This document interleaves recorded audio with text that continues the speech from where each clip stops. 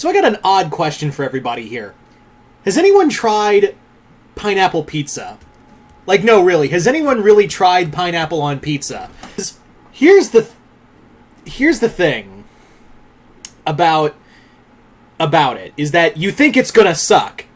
You look at it and go, there's no way this pineapple pizza is gonna be good. There is no way in hell that this pineapple pizza is gonna be good. And then you bite into it and is like, oh, it's actually good. And if you haven't said, no, hell no, I don't like no pineapple on my pizza, then you're a goddamn liar. And that's kind of what this situation is. So yes, this is going to be my review of Deep Blue Sea 3. Yes, they made a third one. I know, I'm scared as you.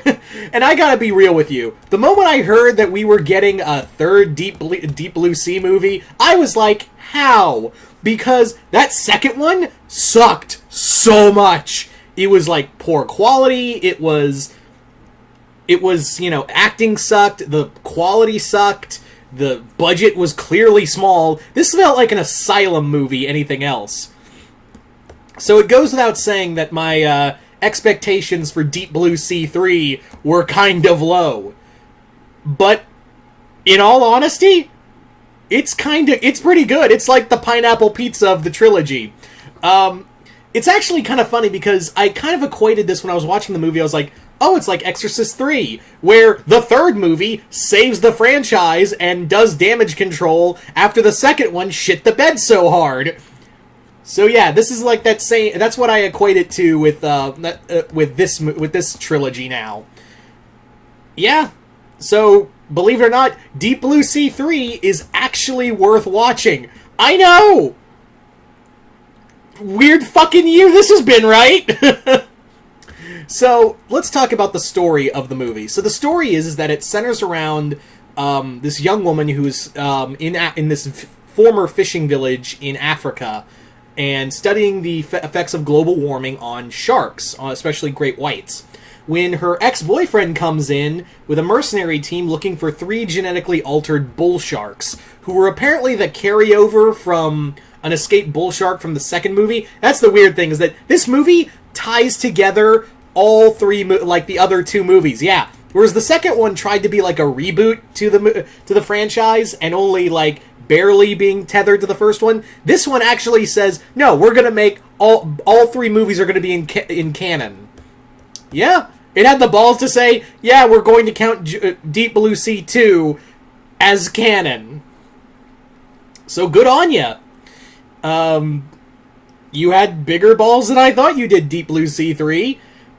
And yeah, this movie actually has a lot of suspense. Unlike the second movie, it has character. These characters you actually care about. These are fleshed out characters. I haven't seen that in a Deep Blue Sea movie since the first one. And I haven't seen that a lot in shark movies either. It's ever so rare you get to have characters in a shark movie, let alone a low-budget shark movie that actually feels legit. It actually feels legitimately like you care about these characters. Also, there's one character named Sean in here who I'm 90% sure is The Rock's stunt double, because he straight up is like a dime store version of Dwayne Johnson. I swear to God.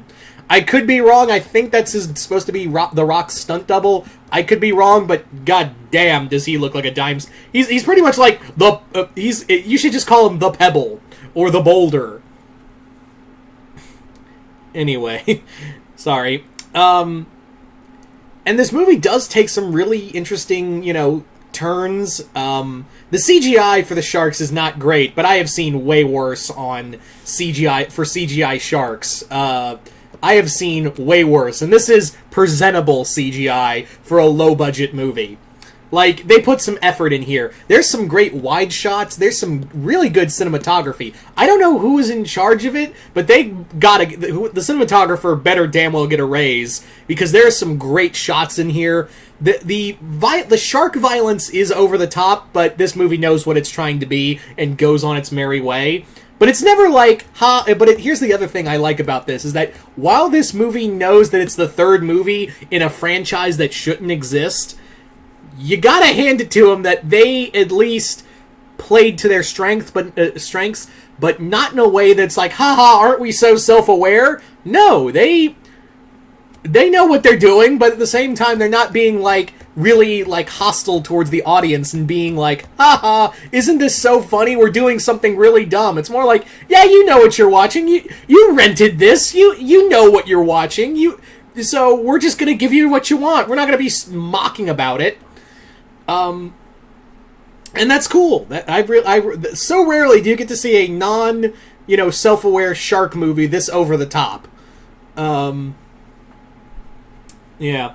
I will say that the characters, the villain is pretty much one-dimensional, but you're just there to watch people get eaten by sharks, which, by the way, there is a good second act where it's more character building, and I like that. You may be thinking, oh, this movie's going to focus on a lot more gore and stuff, and it does, and they actually have a couple deaths. They have 2 deaths that you were not expecting for certain characters. Very much like it very much invokes Samuel L. Jackson's death in the first movie, and I really like that.